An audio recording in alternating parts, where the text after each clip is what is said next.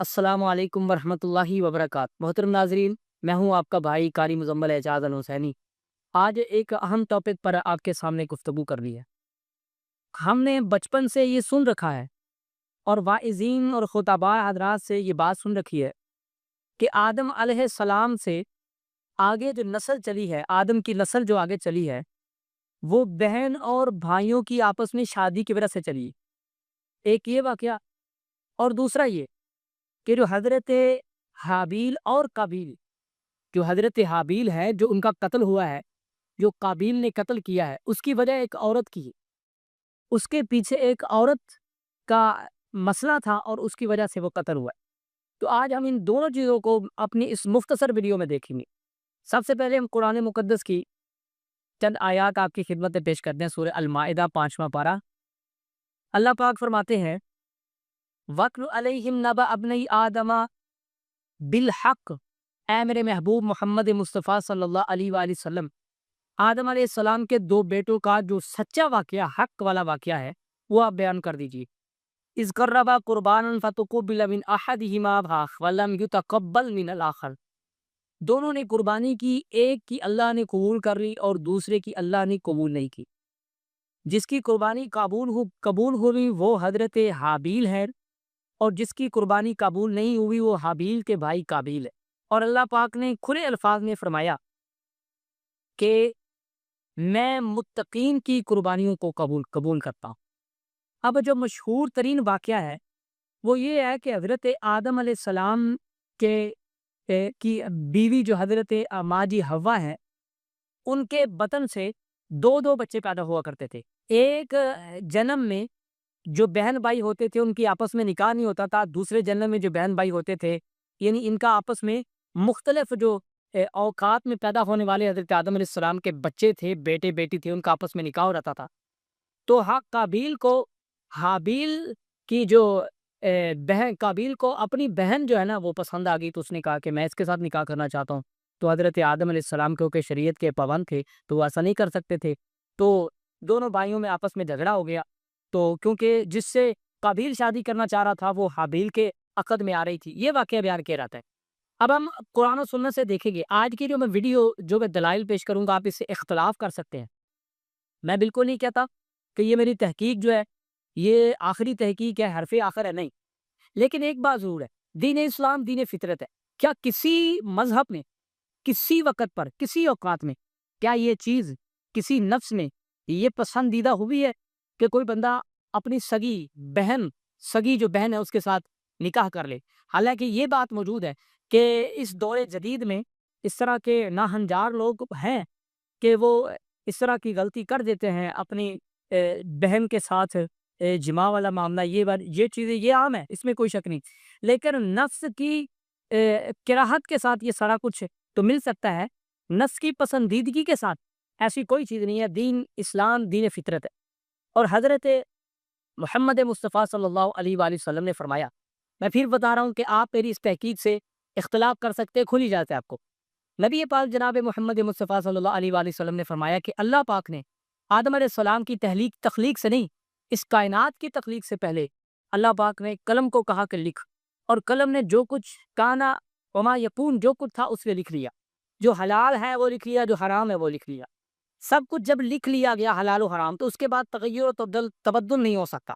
اللہ پاک فرماتے ہیں وَلَن تَجِدَ لِسُنَّتِ اللَّهِ تَبْدِيلًا وَلَن تَجِدَ لِسُنَّتِ اللَّهِ تَحْوِيلًا۔ اللہ کی سنت، اللہ کا قول، اللہ کے جو طریقہ کار ہے وہ تبدیل نہیں ہوتے۔ یہ دلائل ہے میرے پاس۔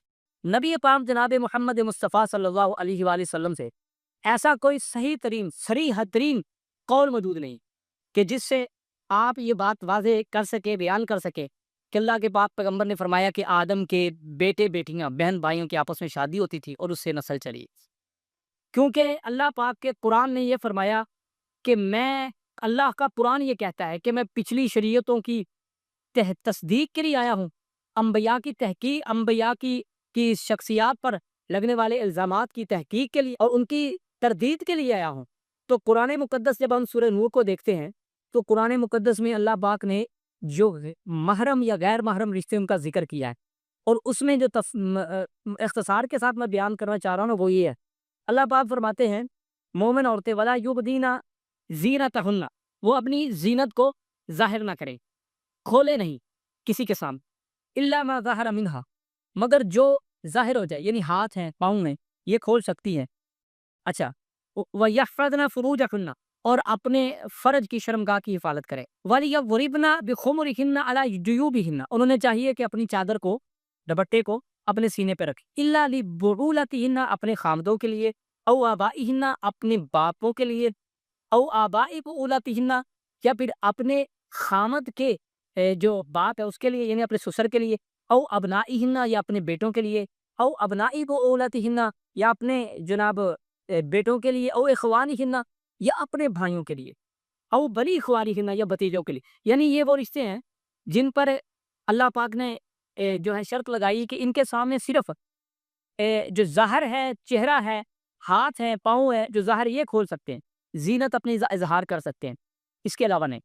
تو کیونکہ قرآن پچھلی شریعت کی تصدیق کرتا ہے، اب اس دور میں دیکھا جائے تو دین اسلام میں جو رضائی بہن بھائی ہے نا، جو ایک ماں کے بطن سے پیدا نہیں ہوئے بلکہ انہوں نے ایک ماں کا دودھ پیا ہے، ان کا بھی آپس میں رشتہ نہیں ہوتا، یہ شریعت محمدی ہے۔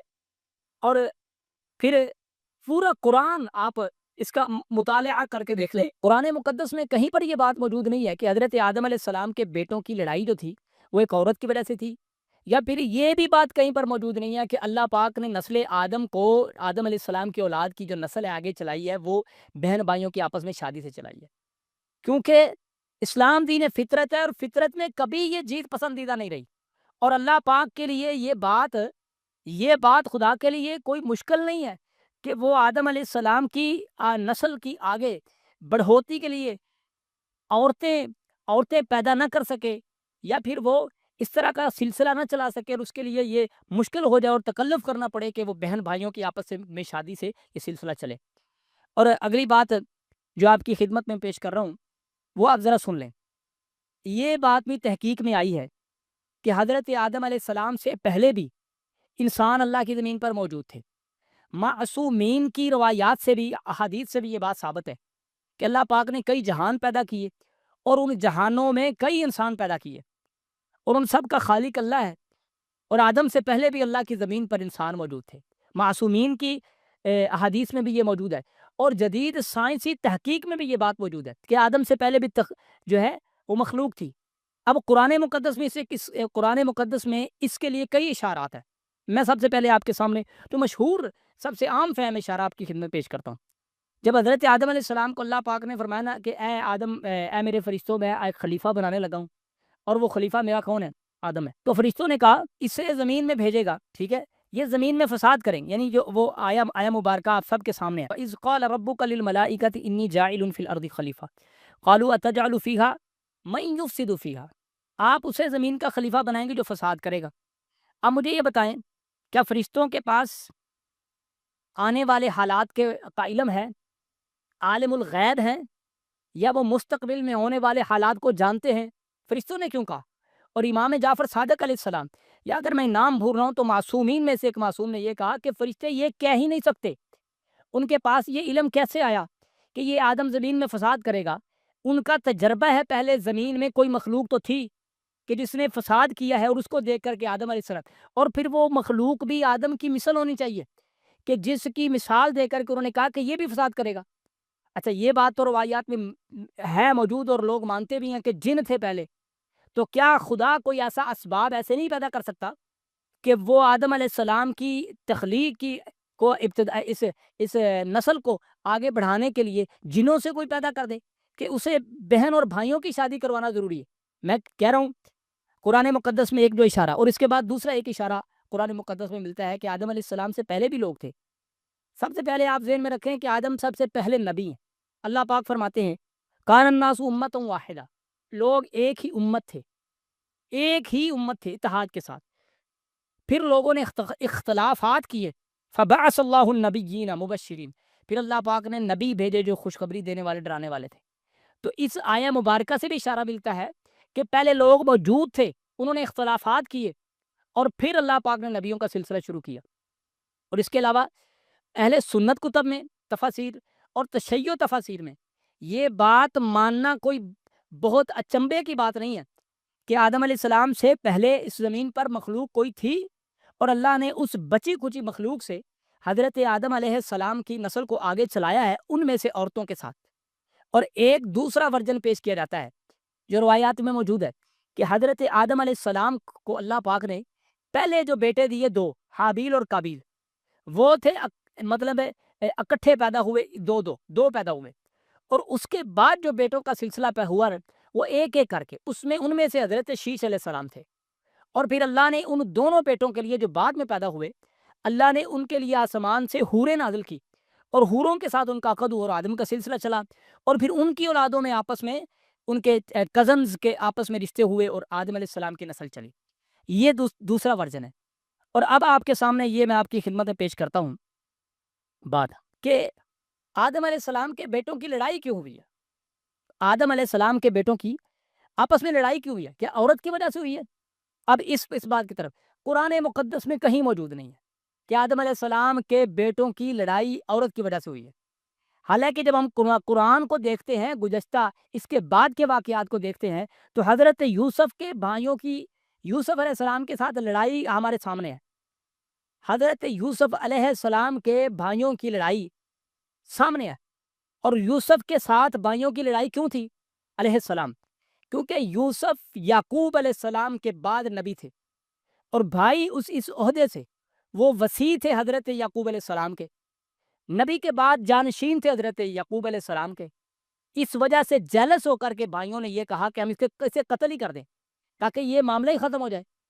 اور اسی طرح کا واقعہ ادھر بھی ہے کہ حضرت حابیل جو کہ بہترین سیرت کے مالک تھے، اب قرآن کو دیکھا جائے نا، جب قابیل نے کہا میں تجھے قتل کر دوں گا، تو جناب حابیل نے کہا کہ نہیں، میں نہیں قتل کروں گا۔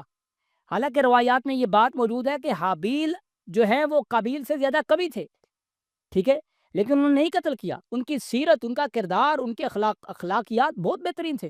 اللہ پاک نے اس لیے تو فرمایا کہ اللہ متقین سے جو ہے یہ قبول کرتا ہے۔ حضرت آدم علیہ السلام اسے اپنا وسیع بنانا چاہ رہے تھے، اور بھائی اس بات سے جیلس تھا کہ یہ وسیع کیوں بن رہا ہے، اور پھر اس نے قتل کر دیا۔ اور اس غم میں، حابیل کے قتل کے غم میں کتنا عرصہ حضرت آدم علیہ السلام روتے رہے، اور پھر اللہ پاک نے حضرت حابیل کی جگہ پر حضرت آدم علیہ السلام کو ایک نیا جانشین دیا جس کا نام شیش علیہ السلام ہے، اور وہ نبی بنے اور انہیں اپنا وسیع بنایا۔ اور یہ یہودیوں کی عادت ہے، یہود کی عادت ہے کہ وہ نبیوں کے اوصیاء کو دنیا کے سامنے نہ آنے دے۔ انہیں پتہ ہے، ان کی طرف ہزاروں نبی آئے ہیں، انہیں پتہ ہے کہ نبی کا بیٹا نبی ہوتا ہے، اس لیے خدا نے میرے نبی کا کوئی نرینہ اولاد دی بھی ہے تو اسے کامل نہیں ہونے دیا، کیونکہ نبی کے بعد نبی کا پیدا بیٹا جو ہے وہ ہو اور وہ نبی نہ بنے۔ تو یہ ایک الزام ہے کہ نبی کا بیٹا وہ غیر نبی ہے، کبھی ایسا نہیں ہوا۔ نبی کا بیٹا نبی ہوتا ہے، یعنی نبی کی اولاد میں سے ایک آگے جو آنے والا نبی کا بیٹا نبی ہوگا، اس لیے اللہ پاک نے اپنے نبی کا کوئی بیٹا نہیں ہونے دیا۔ اللہ اکبر۔ یہ جو میری تحقیق ہے، یہ آپ اس سے اختلاف کر سکتے ہیں، اس سے موافقت کر سکتے ہیں، لیکن میرا جو دل ہے وہ یہ کہتا ہے کہ دین اسلام دین فطرت ہے۔ یہ کبھی بھی اسلام میں پسندیدہ چیز نہیں تھی، کبھی بھی، کہ بہن اور بھائی کا آپس میں عقد ہو اور پھر یہ سلسلہ یہاں سے چلے۔